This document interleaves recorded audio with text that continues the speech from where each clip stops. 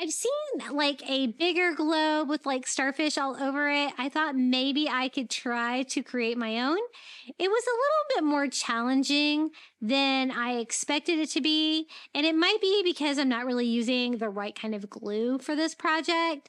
I tried lots of different options and you will see. But for now, let's just free all these starfish. I'm going to leave them white.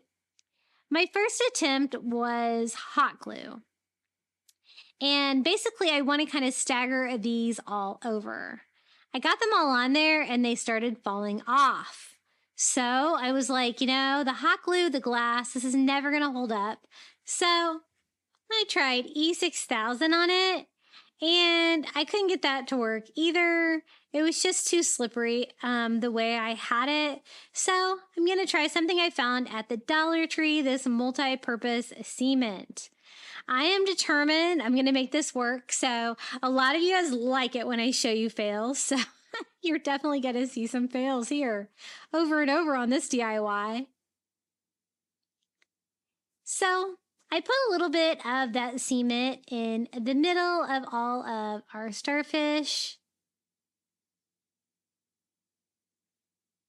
And then around that, I use hot glue. So I'm going to use a combination of hot glue for the quick hold and the multi-purpose cement for the long-term hold.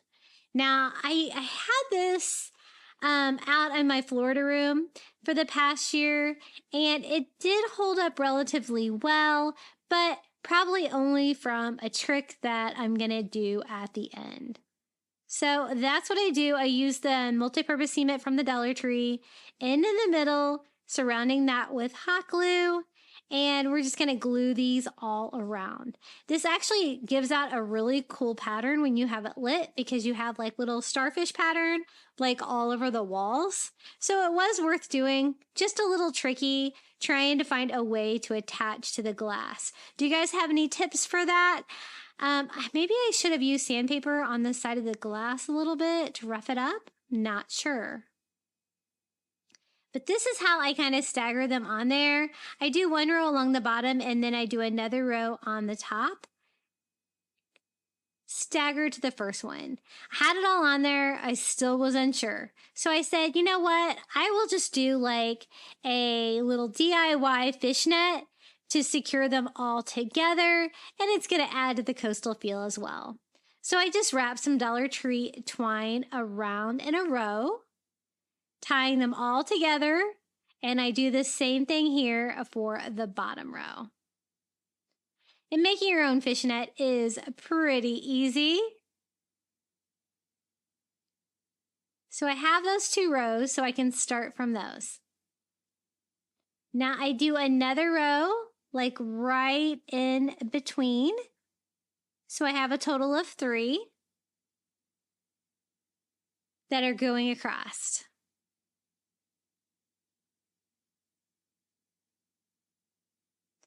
Now it's the fun part, time to start stringing them up and down.